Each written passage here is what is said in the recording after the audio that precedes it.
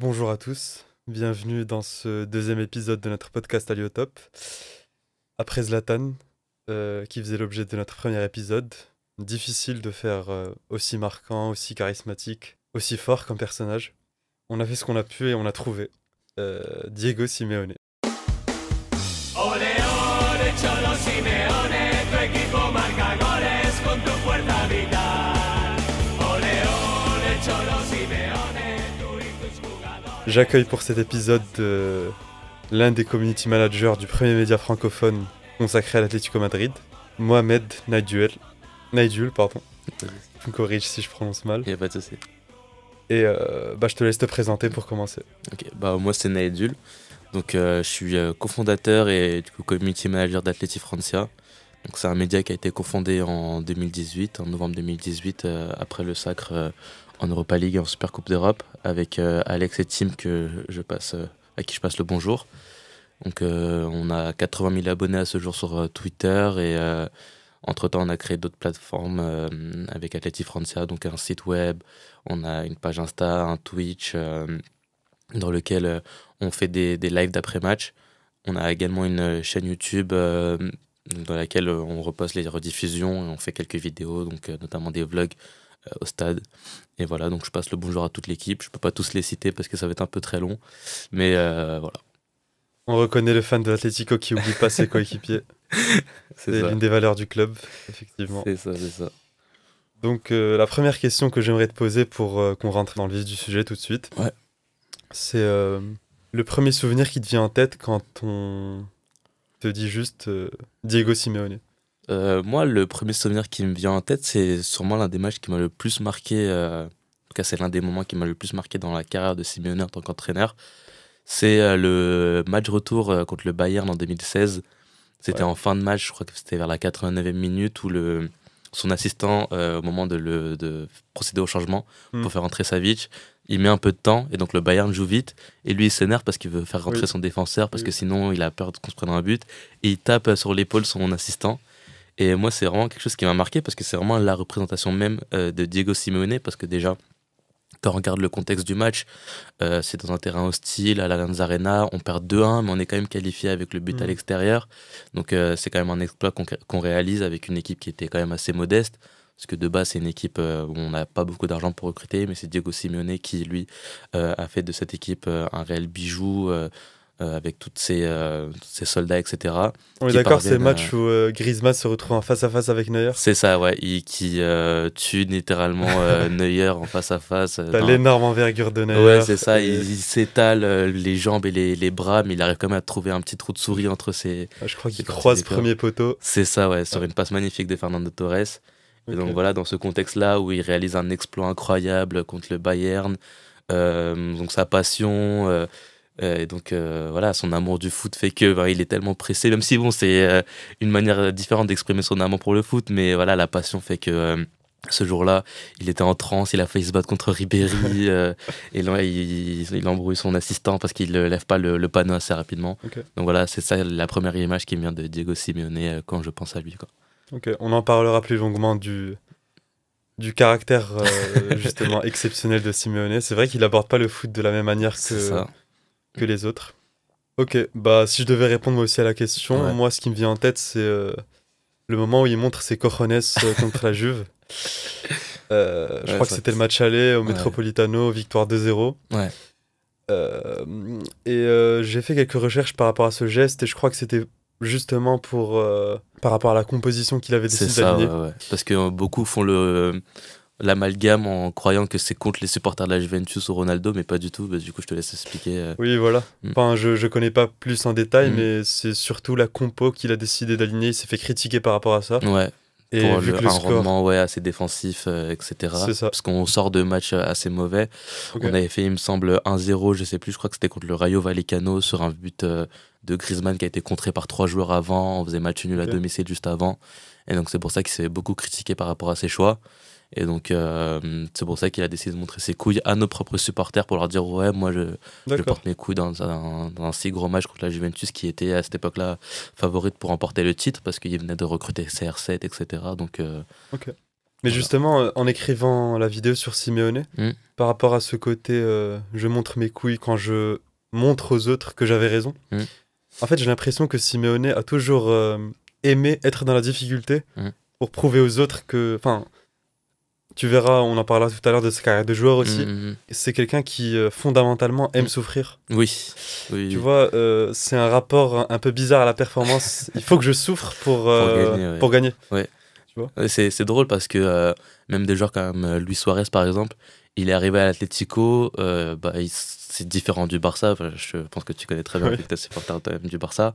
L'avant-dernière journée contre Osasuna, il le dit lui-même, oui, l'Atlético c'est souffrir et c'est une manière différente de souffrir et ça plaît aux joueurs parce qu'en fait c'est quelque chose que Simeone a imprégné Mm. lui-même chez les joueurs et que ce soit Luis Suarez, Antoine Griezmann, peu importe le joueur que ce soit une star ou un joueur qui sort du centre de formation, ils sont tous dans la même bulle et dans le même état d'esprit. Et ça qui est beau avec Simeone, c'est que il arrive à transmettre son état d'esprit et sa mentalité à n'importe quel joueur. Et donc voilà, ça qui fait Ok. que c'est un coach une personnalité différente, quoi. Bon, petit retour en arrière. Là, on parle de Simeone entraîneur depuis tout à l'heure. Ouais. Qu'est-ce que tu sais de Simeone le joueur? Simeone le joueur, en fait, moi, avant le documentaire sur lui qui est sorti en 2021, je connaissais pas réellement grand-chose sur Diego Simeone le joueur. Mais en soi, sa personnalité en tant que joueur et entraîneur ne change pas réellement. C'était toujours quelqu'un de très rugueux, dur sur l'homme, qui aimait le contact, qui aimait se battre, qui était très passionné. C'était un milieu de terrain qui marquait beaucoup de buts quand même. Mhm. Il était Je crois qu'il a marqué plus de 100 buts dans sa Ouais, c'est carrière. ça, plus de 100 buts dans sa carrière. Et on parle pas beaucoup de sa carrière de joueur, mais c'était quand même un très bon joueur. C'est pas une légende non plus dans tous les endroits qui est passé, mais ça reste quand même un grand joueur.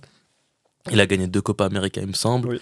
Il a joué à l'Inter, il a joué à la Lazio. Il a fait un super duo avec R9 notamment à l'Inter. C'était un duo qui matchait très Par bien. rapport à la Copa América, j'ai une Mm. petite anecdote que j'aborderai plus longuement dans la Ouais. vidéo. Mais à la Copa América 91, Mm. je crois qu'à ce moment-là, il a 21 ans. Mm. Tu sais, Maradona, il jouait avec Napoli à ce moment-là. Ouais. Et je crois que Simeone et Maradona s'affrontent en février en Serie A. Mm. Simeone joue avec Pise Mm. et Maradona joue avec Naples. Bon, c'est un peu l'enfant qui rencontre son idole. Quand Ouais. Maradona, c'était l'idole de tous les Argentins. Ouais. Et 2 mois après, Maradona se fait suspendre Ok, ouais. de la Serie A. Ouais. Et justement, il y a la Copa América qui arrive. Le numéro 10 de Maradona est resté vacant. Qui récupère le numéro 10? C'est le Cholo. C'est El Cholo. C'est comme André Correa qui reprend le 10 de Léo Messi quand il était blessé ou je ne sais quand, Oui. après la Copa América 2021. Bah, c'est encore, drôle. André Correa, je peux comprendre Oui. parce qu'il a un côté technique, mais Oui. franchement, Mais Simeone. quand j'ai vu les photos de Simeone numéro 10, j'étais vraiment sur le cul. Et le mec remporte la Copa América avec ce numéro 10. Ouais. C'est quand même Mm. fou. Ça, en plus, il me semble que l'Argentine n'était pas du tout favorite à ce moment-là. Pas du tout. Ouais. Et tu sais, c'était une version un peu différente de la Copa América où Mhm. ça se gagnait sans phase éliminatoire. Mhm. C'est que des matchs de groupe. L'équipe qui a le plus de Ouais. points remporte. Ça, c'est Je crois qu'il marque lors du dernier match en plus. Mm. Bref, une dinguerie. Mm. Avec le numéro 10. Donc voilà. C'est le culot en personne. on va C'est dire. le culot en personne. Comme Mais tu dis. et Simeone, et les derniers matchs, c'est un truc de fou parce qu'en 96 aussi, lors du dernier match de Liga pour remporter le titre, c'est lui qui marque en plus le Mm. but de la victoire. En 2014, en tant que coach, on fait match nul contre Barcelone au Camp Nou. Et pareil, en 2021, quand on remporte la Liga, c'est toujours sur la dernière journée. Donc c'est quelque chose d'exceptionnel chez lui de remporter les titres tant convoités, mais à la dernière journée. La Et il dernière- marque dans les moments importants. C'est ça, voilà. Et d'ailleurs, j'ai ramené un livre avec moi Mm. que j'ai lu pour écrire ma vidéo. Ah bah celui-là, ouais, je l'ai aussi en espagnol du coup. Simeone, mes secrets de coach. Ouais. Et donc dans ce livre, justement, par rapport à Simeone le joueur, Mm.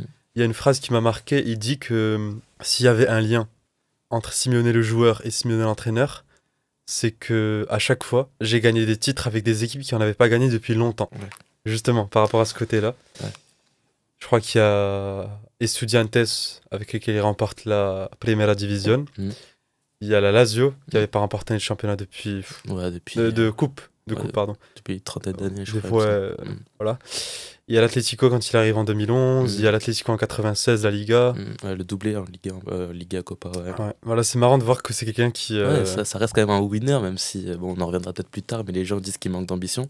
Mais c'est quand même un grand vainqueur avec des équipes qui n'ont pas l'habitude de gagner, donc c'est exceptionnel ce qu'il arrive à faire, quoi. Ok, bah parlons plus longuement de la vision du foot de Simeone. Ouais. J'ai pour ça une question avec 2 expressions qui sont souvent utilisées pour parler du phénomène. Alors, tu as vivir partido a partido et el cuchillo entre los dientes. Ouais. Donc, Bon, va falloir faire un choix.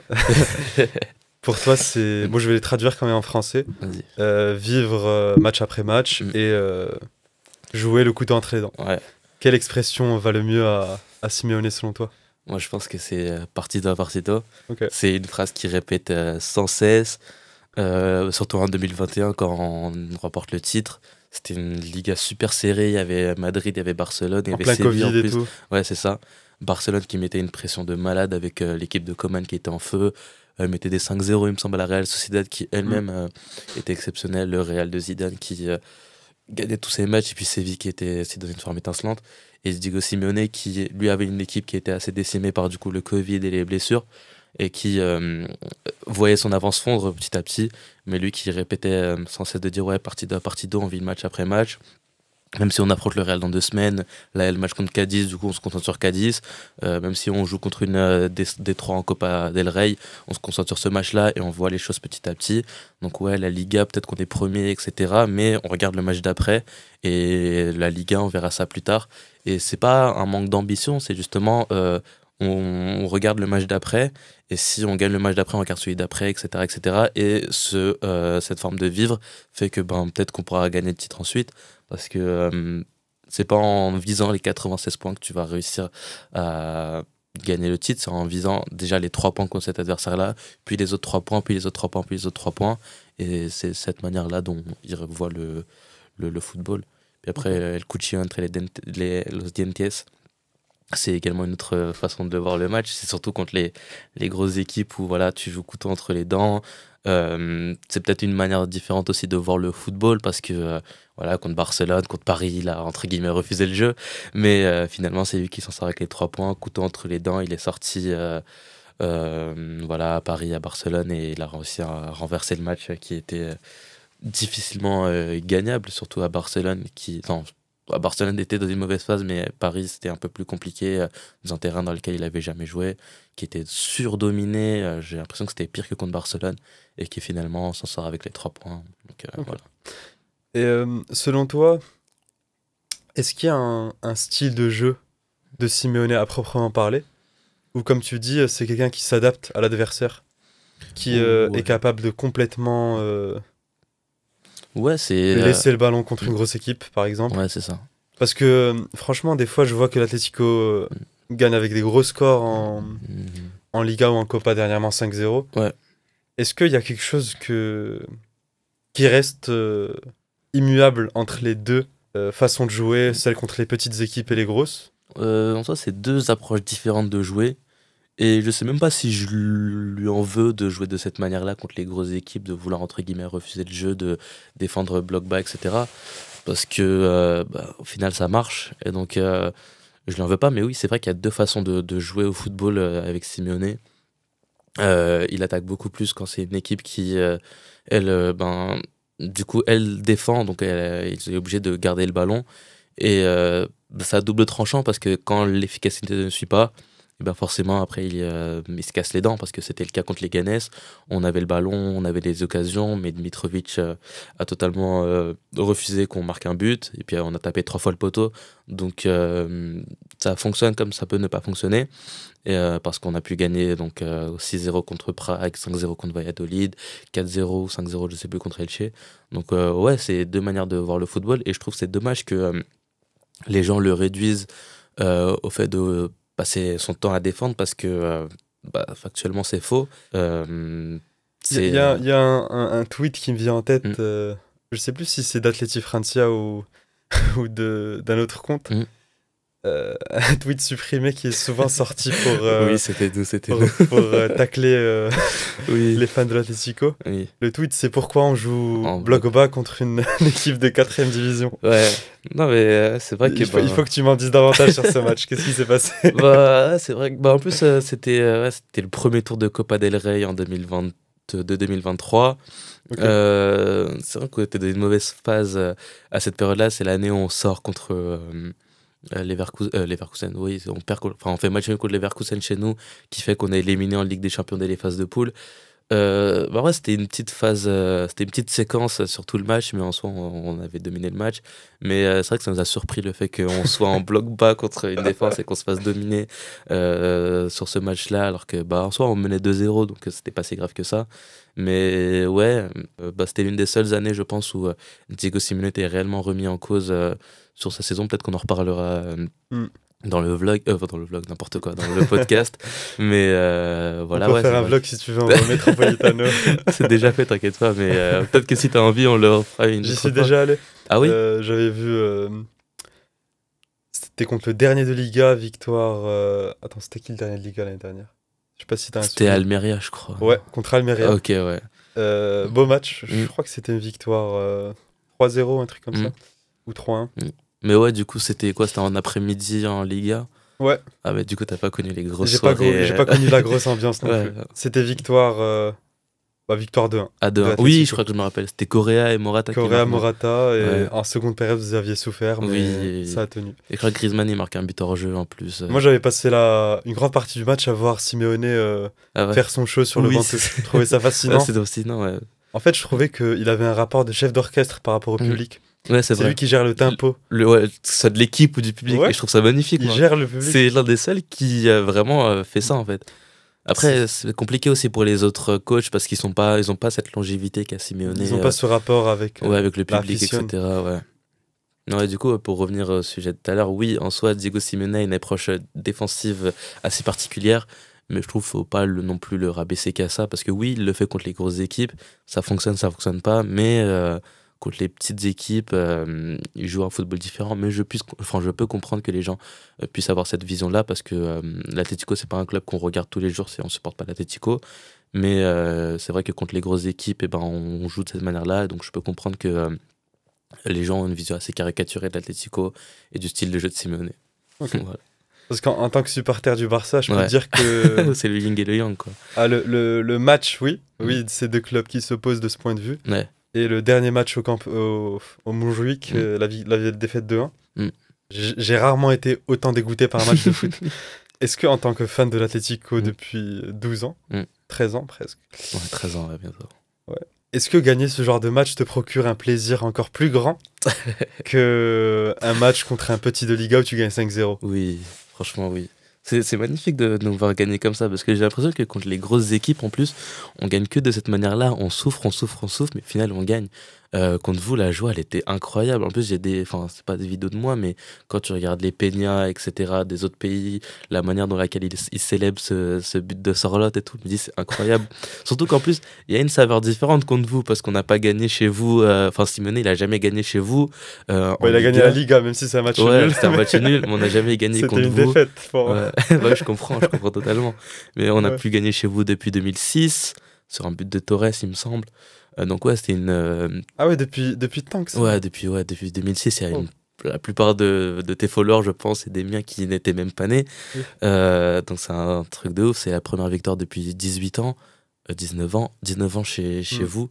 Donc ouais, c'était une victoire super savoureuse. Mais sinon, quand on regarde les matchs, par exemple, contre Liverpool en 2020, c'est pareil. On passe notre temps à défendre et tout, mais en vrai, je sais Quand pas si on a Simeone le sort choix. avec les jets de bouteilles. Non, ça, c'était contre Manchester Ah oui, United. ok, pardon, j'ai confondu. Mais Oui, ouais, ça c'était les buts de Morata Ouais. en prolongation. c'est ça, ouais, le Chase Money par Oui, mois, oui, oui, etc. voilà. En fait, je sais pas si on aurait pu faire différemment, en fait. Parce que contre vous, si on s'expose, on en aurait pris 5, je pense. Parce que déjà qu'on a concédé pas mal d'occasions contre vous. Je pense que si la défense était en plus plus haute, etc., on aurait concédé les buts cette fois-ci, parce qu'Oblak n'aurait pas pu tout arrêter. C'est pareil contre Liverpool en 2020. Si on avait joué plus haut, on en aurait pris, je pense, beaucoup plus que 2. Contre le Bayern en 2016. Contre le Real, j'ai l'impression qu'on joue un peu plus. surtout contre celui d'Ancelotti. C'est parce normal, que, le Real, ça joue ouais, moins au foot c'est aussi. c'est ça. Parce qu'on parle beaucoup de l'Atlético, mais le Real d'Ancelotti, c'est pas non plus. C'est vrai le que le plus Real beau. a ce côté pragmatique où Oui, c'est ils ça. n'hésitent pas à laisser le ballon. Oui, c'est vrai. C'est ça, sauf que ben ils s'en sortent avec des exploits et vu que c'est le Real, on a l'habitude d'enjoliver les choses parce que c'est le plus grand club du monde et que c'est le club le plus médiatisé. Mm. Mais ouais, contre eux, on a l'habitude de jouer un peu plus au ballon. Le dernier match, c'était plus compliqué, c'était un match assez fermé des deux côtés. Mais je pense au match en Copa quand on gagne Ah, c'est marrant que 4-2. tu dises on a plus joué au ballon. Mm. Parce que il y a une opposition que fait Simeone souvent Mm.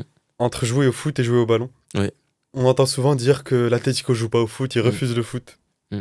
Je crois que c'est plus compliqué. Ouais. En fait, c'est Simeone qui oppose jouer au ballon, qui C'est voit ça. comme. Mais il avait dit dans son livre, ça, il me semble. Ouais, il avait dit dans ouais, son ouais, livre. je me rappelle ça. Parce que ouais, c'est l'une de ses phrases un peu marquantes. Ce qui l'intéresse, c'est pas jouer au ballon, mais jouer au foot. Oui, Et que c'est l'équipe qui croit le plus à ce qu'elle fait qui finit par gagner. c'est ça. Qu'est-ce que tu aurais à dire à toutes les critiques qui associent l'Atlético à de l'anti-foot Mm. et qui reprochent un manque d'ambition dans le jeu? Ok. Là, par exemple, ce week-end, on a joué contre Retafe. Mm. Le Barça a joué contre Retafe. Mm. Je me souviens quand Retafe a mis le but du 1 partout, Ouais. je savais que ça allait être compliqué, mais ce qui m'a un peu fait tilter, c'est le commentaire de Benjamin Da Silva. Le Alors, il s'appelle comment, bordalismo. Oui, voilà, bordalismo le n'est pas- bordalisme n'est pas mort. Oui. Mais c'est fou de se dire à quel point Simeone a marqué. Ouais, et une influence a une patte Oui. super importante sur la Liga. Ouais, c'est drôle parce que en fait, Bordalas et Retafe, j'ai l'impression que c'est un peu le bébé de Simeone en fait. C'est un peu un monstre qu'il a créé et ce monstre, il est encore plus, pas féroce parce que c'est quand même une équipe qui est en bas de tableau, mais qui est encore plus dans la caricature que celle de l'équipe de Simeone en fait. Et je trouve que c'est pas dommage parce que c'est un peu l'influence de Simeone, mais c'est vraiment le Simeone, mais poussé à son paroxysme en fait. Ok. Parce que franchement, c'est vraiment n'importe quoi quand il pense Retafe. Ils ont laissé le ballon à une équipe de Détroit en Copa del Rey, je sais pas si t'as vu. Ouais. Ils avaient 18% de possession. Ils ont pris, je crois, un carton rouge, plusieurs cartons jaunes, et ils avaient, je crois, 3 frappes, un but. Ils ont quand même réussi à se qualifier. Mais bon, ça c'est. Je crois que le Barça n'a pas gagné depuis 2019 sur le terrain de Retafe. Ah ouais, non, mais c'est un truc de ouf. Et ce qui est drôle, c'est que Simeone, il a jamais perdu contre Retafe, il a jamais fait de match nul contre Retafe. C'est vraiment l'une des seules équipes qui arrive à battre Retafe sans aucun problème, que ce soit à domicile ou à l'extérieur. Et il a réussi à mettre pas mal de buts en plus contre eux. Et ce qui est drôle, c'est que même eux réussissent à mettre pas mal de buts contre nous. Enfin, je sais que depuis entre du coup 2012 et 2021, ils n'avaient pas marqué un but contre nous, mais du coup depuis 2021, ils arrivent à mettre 2 buts contre nous, etc. Ok. À domicile, etc.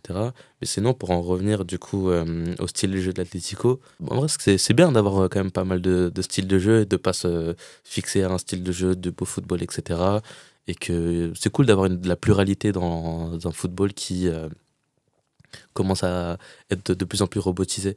Et moi, je me rappelle des critiques en 2019 quand la Liga était en déclin sur le niveau de jeu. Ça disait que c'était de la faute de Simeone, c'était la Simeonisation de la Liga. Et je sais pas si c'est vrai ou pas, mais c'est vrai que les adversaires, enfin les adversaires, les petites équipes commencent à jouer de plus en plus bas contre le Real, le Barça et l'Atlético. Et c'est peut-être une manière pour eux de pouvoir se défendre parce que en 2016, entre 2000, peut-être dans le prime de la Liga jusqu'à on va dire 2018, les équipes quand même jouaient beaucoup plus, les petites équipes essayaient de jouer beaucoup plus que le font aujourd'hui.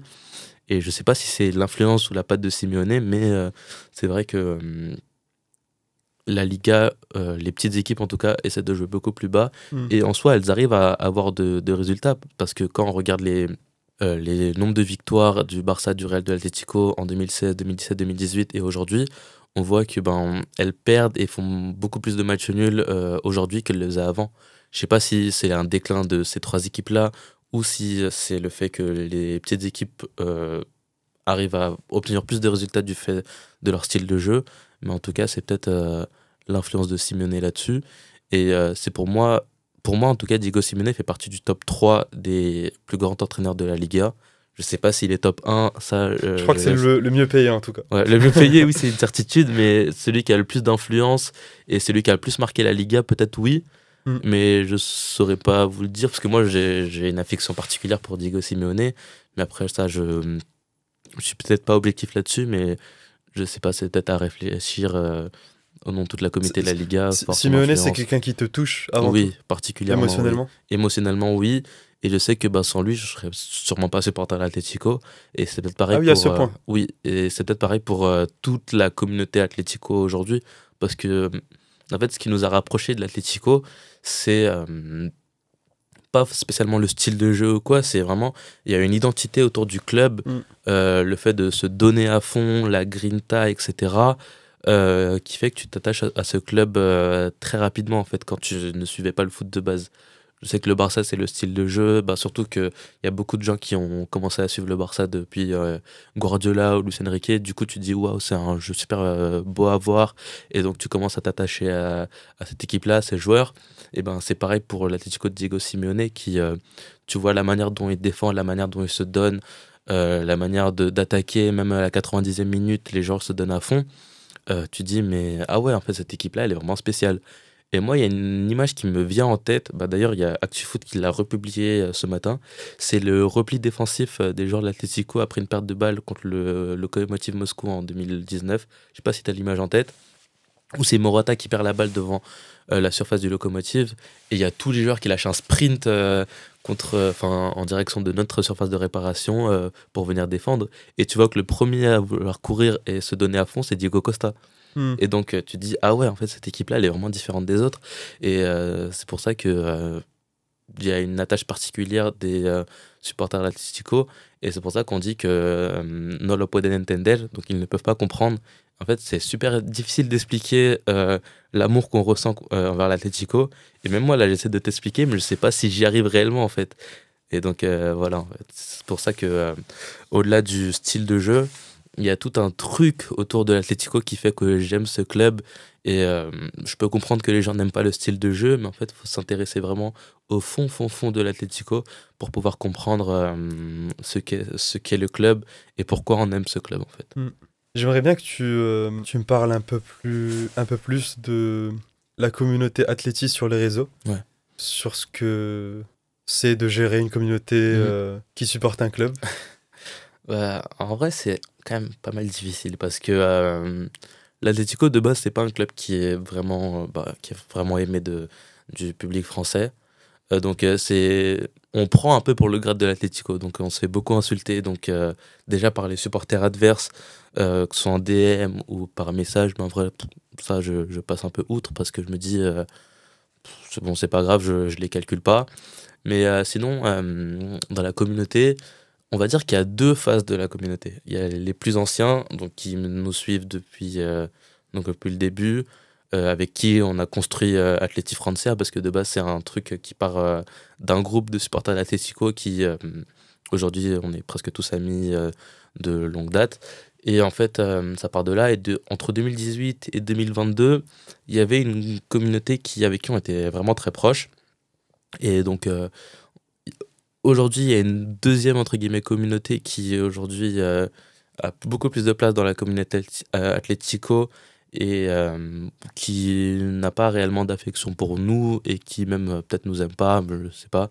Ouais, chacun leur positionnement, etc. Et j'avoue que nous aussi on a des tweets qui fait que c'est un peu border même, qui n'est pas du tout apprécié de la communauté Atlético. Et ça, en vrai, je tiens à m'excuser s'il y a des tweets qui ne plaisent pas. C'est quel type de tweet ? C'est des tweets un peu provocateurs, etc. Et puis il y a des tweets aussi qui sortent un peu du cœur sur le... les tweets un peu sur le vif quand t'es un peu énervé, etc. Et en fait, on a besoin de prendre du recul nous-mêmes sur ce qu'on tweet, parce que ouais, ça peut ne pas forcément plaire à tout le monde. Et nous, on veut plaire dans le premier temps à notre communauté, donc c'est pour ça qu'on fait beaucoup plus attention à ce qu'on tweet. Et on a reçu beaucoup de critiques vers mars, etc. Donc c'est pour ça qu'on fait beaucoup plus attention à ce qu'on poste, pour essayer de ne pas heurter notre communauté. Et donc voilà, après je sais qu'il y a beaucoup de gens qui nous aiment pas pour X raisons, mais ça je m'en fiche. J'ai ressenti ça, que vous aviez une image un peu... comment dire ? Terni, clivante, ouais. un peu partagée. La communauté Atleti, ils sont pas tous d'accord sur ce que vous écrivez. Ouais, c'est ça. C'est bien que t'en parles, mais c'est compliqué de représenter des gens. Oui, c'est ça. Ouais, gérer une page, en fait, Ouais, c'est vrai, je représente un club Tu représentes une France. passion pour un club C'est ça, ouais. t'es tiraillé peut-être entre l'objectivité et la Mm. subjectivité. C'est ça, ouais. Bah, surtout que plusieurs d'entre nous, on souhaite travailler dans le journalisme. Oui. Et donc, c'est quelque chose qui nous aide réellement beaucoup pour pouvoir s'expandre nous, personnellement, à titre personnel. Et donc, on essaie à la fois d'être objectif, subjectif, d'être le plus juste possible. Il Mais faut c'est aussi faire des difficile. stats. Ouais, c'est ça. Mine de rien. C'est ça, en fait, malheureusement, ouais, il faut faire des stats. Après, ce qui est drôle, c'est qu'aujourd'hui, il faut taper sur le Real Madrid pour faire des stats. Oui. Donc voilà, c'est un peu plus simple. Mais il y a beaucoup de gens qui disent que ouais, c'est une page cachée du Real Madrid, etc. Oui, j'ai lu ça. Ça m'a Mais, étonné. En vrai, ça, c'est ce qu'ils pensent, mais c'est pas du tout le cas. Franchement, je suis le plus gros hater du Real Madrid qui puisse exister sur la planète. Mais, Donc ils peuvent être rassurés par rapport à ça. ouais, c'est ça. Vraiment, je déteste le Real Madrid au plus haut point. Mais bon, après, On peut te chacun sa critiquer vision. sur un tas de trucs, mais C'est pas ça, sur la ouais, pas sur la détestation. détestation du Real Madrid. Ok. Mais par contre, ce que je comprends pas, c'est. Il y a un tweet qui était un peu drôle, mais les gens l'ont pas compris. C'est une fois qu'ils ont gagné le titre de la Ligue des Champions, le Real Madrid. Moi, j'ai tweeté, ouais, la seule équipe à avoir battu le Real Madrid cette saison, c'est l'Atlético. Nos propres supporters ont commencé à dire oui, non, genre le tweet il sert à rien, etc., etc. Mais c'était un tweet déjà qui était à but humoristique et c'était pas non plus, enfin, je sais pas, genre c'était juste pour montrer que nous aussi on est capable d'exploits et on a la seule équipe contre laquelle le Real Madrid a perdu, cette saison-là, c'était nous. Et ils ont perdu à 2 reprises contre Oui. nous. Et donc voilà, je voulais Oui, souligner je m'en ça. souviens. Mais voilà, ça n'a pas plu à nos supporters, je ne sais pas pourquoi. Après, c'est peut-être une haine qui a été généralisée du fait qu'il y a pas mal de tweets qui n'ont pas été appréciés de notre page. Et donc, c'est pour ça. Surtout que nous, en plus, on fait pas mal de choses pour la communauté. On offre des livres, des maillots, on a offert des places pour voir un derby à Madrid. T'as déjà rencontré des joueurs Ouais, d'Atlético? ouais, justement, j'allais en venir parce que en fait, du coup, à l'occasion du match contre le PSG, on a réussi à faire un truc pour pouvoir obtenir des places du coup pour des supporters français via la Un plateforme. match à l'image de l'Atlético encore. C'est ça, exactement. Pour couronner le tout. C'est ça. Et en plus, on a réussi, du coup, on a donné l'opportunité à la communauté de pouvoir rencontrer des joueurs. Et pas des moindres en plus, c'était Antoine Griezmann donc, à l'occasion de ce match et Clément Langlais. Et donc voilà, donc c'est un peu du coup grâce à Athletic France que pas mal de gens ont pu rencontrer ces joueurs-là. Et donc dire qu'on fait rien pour la communauté, c'est factuellement faux. Dire que des fois on représente mal l'Atlético, c'est peut-être vrai. Et ça, je tiens à m'en excuser auprès de la communauté. Non, mais c'est bien, tu fais ton autocritique. C'est beau, ça, ouais, en fait, c'est beau. important, c'est important, surtout que, entre nous, on en parlait de ça parce que c'est important, on se dit que, l'objectif premier d'une page d'Atlético, c'est d'être plus par les supporters d'Atlético, et donc c'est pour ça, on en a parlé beaucoup entre nous, de notre ligne éditoriale, etc. Après, oui, on fait beaucoup d'erreurs encore aujourd'hui, et on s'en excuse, mais voilà, on fait notre mieux, et puis j'espère Ok, que très ça bien. ira. Malheureusement, le temps Ouais. se fait C'est ça. bref. Ouais. Juste pour finir, est-ce que tu pourrais me donner un avis sur la saison actuelle de l'Atlético? Ouais. Tes espérances, tes craintes? En soi, j'avais pas beaucoup d'espérance parce que je me dis que c'est un peu une saison de transition comme l'était 2019-2020 avec pas mal de recrues et pas mal de départs. Finalement, on s'en sort beaucoup mieux que ce que j'imaginais. Quand même, Alvarez, Ouais. c'était une belle recrue, il commence à... Ouais, il commence à planter en fait. Ouais, il En fait, commence à planter. j'avais un peu l'image qu'avait la saison 2019-2020 où on recrute Joao Félix, etc. Ok. Et je me dis, ouais, il faudra un peu de temps avant que ça se mette en place. Et l'année d'après, on gagne la Liga. Sauf que, en finale, on fait 15 victoires d'affilée. Avant le week-end dernier, on était premier de Liga. Et là, on est pas loin du top 8 en Ligue des Champions. Et il me semble que si on bat Leverkusen mercredi, on sera dans le top 8. Et donc, franchement, ça sera vraiment bien. Je suis plutôt content de ce qu'on fait actuellement. Les recrues, elles sont toutes au top, en passant d'Alvarez à Sorloth, Gallagher, Clément Langlais, et même Juan Musso, le gardien Franchement, remplaçant. achetez-le l'anglais. L'anglais, bon, franchement, je suis Achetez-le. chaud, on l'achète. Franchement, On n'en je suis fait très- plus. C'est Franchement, un je joueur suis qui est pas super fait pour chaud. le Barça, c'est comme ça. C'est ça, ouais, c'est des choses qui arrivent. Hein. Et donc voilà, Diego Simeone qui a été critiqué, qui a eu des déclarations un peu bizarres où il s'est en allé quand ça a commencé à parler de son départ. C'était une question qui a été posée par Juan Fran en plus, donc son ancien joueur. Il lui pose la question, oui, qu'est-ce que t'en penses de ton avenir, etc. à l'Atlético. Il a commencé à répondre. Après, il a fait bon ciao. Et il a laissé le micro, il s'est barré. Il s'est dit, ouais, c'est bizarre. Ah ouais, on se disait, ah ouais, c'est vraiment peut-être la fin d'une ère avec Diego Simeone. Et puis au final, non, du tout. Il a l'air d'être au mieux. Les dirigeants disent que tant qu'il veut rester, il restera. Et on est à 15 victoires d'affilée. Pour l'instant, il n'y a rien qui a l'air de vouloir faire partir Simeone, quoi. Est-ce que une saison sans trophée serait une saison ratée? Celle-là, à vrai dire, je sais pas. Je sais pas. J'ai envie de dire oui pour, pour ne pas. Pour être Enfin, ambitieux, finalement. Ça, pour être ambitieux et ne pas froisser les gens parce qu'ils vont dire ouais, sinon l'Atlético, c'est un club sans ambition. Mais pour moi, ça reste quand même une saison de transition dans laquelle on donne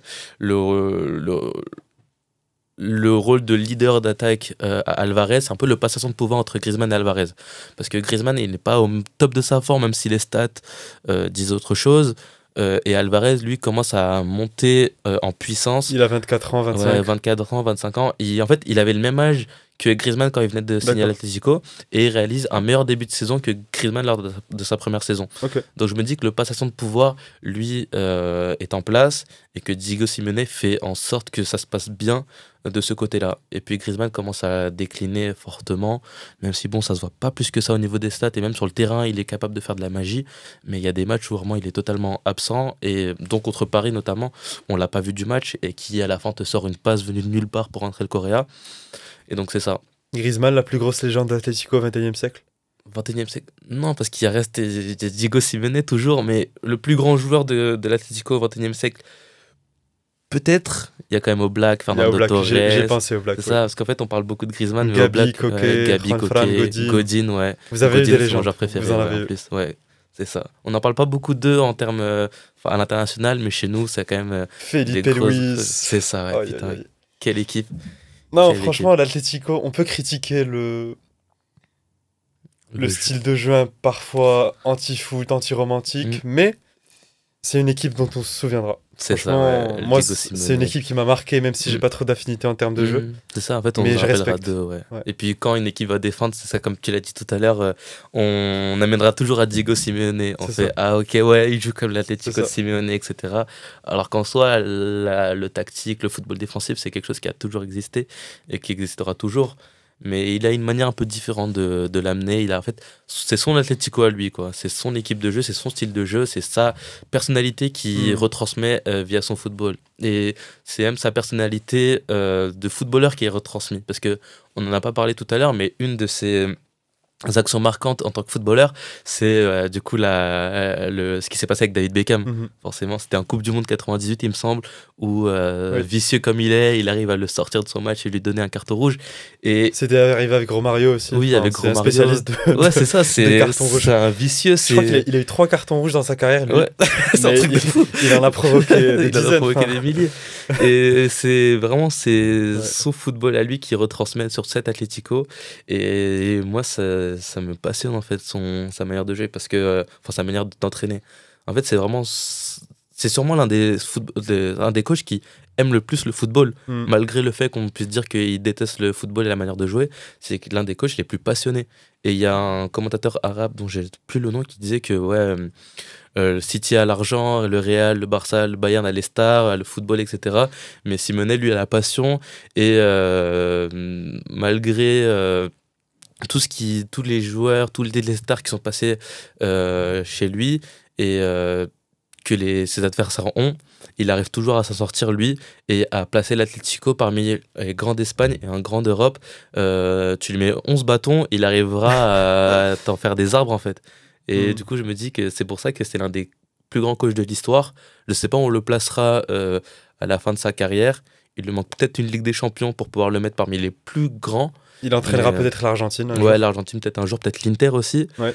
Moi, je me rappelle aussi, avant de conclure, parce que je sais qu'on n'a pas beaucoup de temps, mais il y a Walid Acharchour qui, dans sa vidéo avec le Club des 5, avec Elton Mokolo, etc., qui disait que s'il avait remporté au moins l'une des 2 Ligues des Champions, du coup 2014 ou 2016, il aurait été le plus grand coach de la décennie 2010 à 2020. Et franchement, ça peut se comprendre. Parce qu'il y a Guardiola, je pense, qui aujourd'hui est sans aucun doute le plus grand coach de cette décennie-là.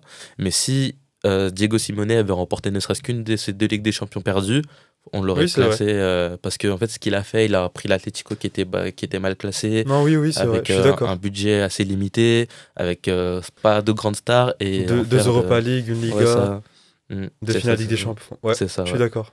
Donc voilà, moi c'est un peu le seul regret que j'ai, c'est que on peut pas le placer là où il mérite d'être parce qu'il n'a pas remporté cette Ligue des Champions là. Et j'ai fini parce que je sais que je parle beaucoup, mais il disait avant-hier, je comprends pas pourquoi vous êtes surpris du fait que le Real Madrid continue de voler. C'est quelque chose qui se passe depuis plus de 100 ans. J'ai vu ça par rapport à Mm. l'arbitrage. Ouais, c'est ça. Et 2016, on perd sur une erreur d'arbitrage, sur un but hors jeu de Sergio Ramos. Celle-là, je l'ai encore à travers la gorge parce Mm. que on était, franchement, notre épopée en Ligue des Champions a été magnifique. On sort le Barça de la MSN d'Enrique, qui, je pense, si nous, on n'avait pas fait le hold-up du siècle, ils auraient gagné la Ligue des Champions. On sort le Bayern de Guardiola, qui était incroyable, qui avait une équipe totalement magnifique, avec Lewandowski qui était au top de sa forme. Et puis, on se casse les dents contre un Real qui est avantagé un peu par l'arbitre. J'ai pas envie de me cacher derrière ça, mais qui, quand même... c'est un fait juste super important, on n'en parle pas assez, mais Ouais. voilà, peut-être que Simeone aurait sa Ligue des Champions sans ces faits de jeu qui sont Je crois que c'est assez en la défaveur. seule période de sa carrière où il était un peu proche de quitter Atlético. Ouais, c'est ça, Sa ouais. conférence de presse après C'est ça. était pas très rassurante. Oui, oui, bien sûr. Et on était un peu tous effrayés du fait qu'il quitte l'Atlético. Surtout qu'en plus, à cette période-là, c'était à chaque période de transfert, on aurait tous nos joueurs aux quatre coins de l'Europe. Aux quatre coins de l'Europe, pardon. Ça envoyait Koké au Barça, ça envoyait Griezmann à Chelsea, à Arsenal, au Barça, à United. Saúl Ñíguez, ça l'envoyait aussi à droite à gauche, Godin à City, etc. Et nous, les périodes de mercato, on tremblait à chaque fois parce qu'on savait pas où nos joueurs allaient atterrir en fait.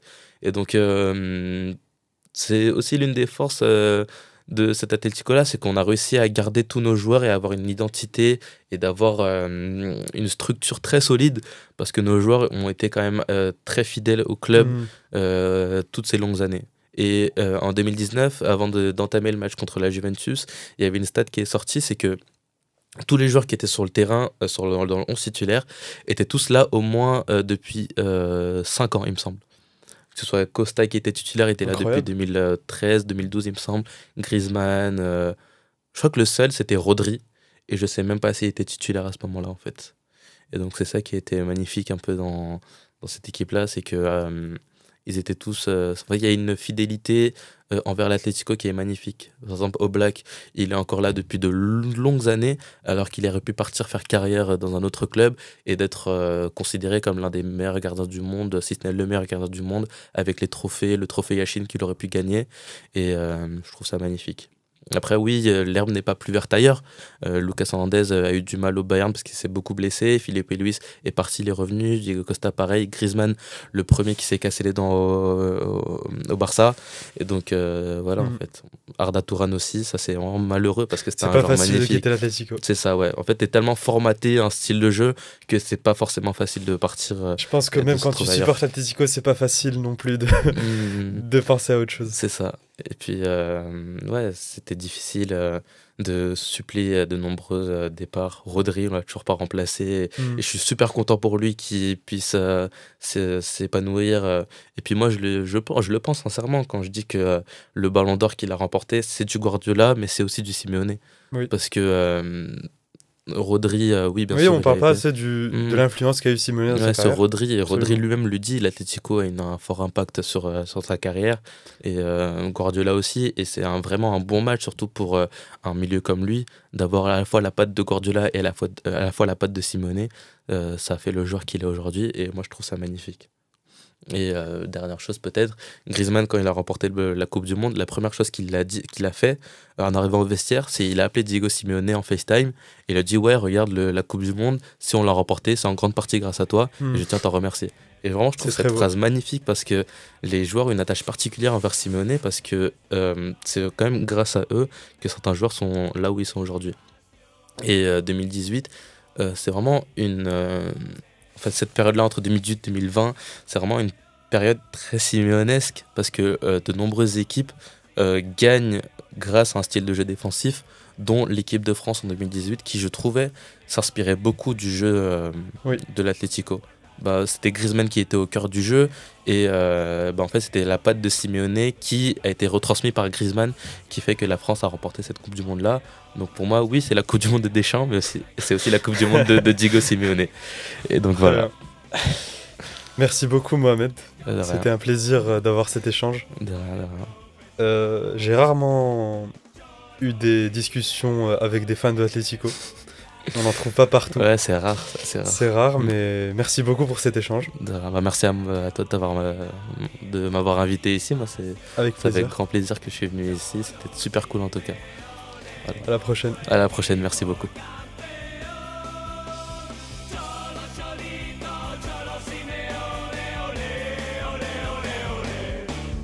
Ole, ole, Cholo Simeone, tu equipo marca goles con tu fuerza vital.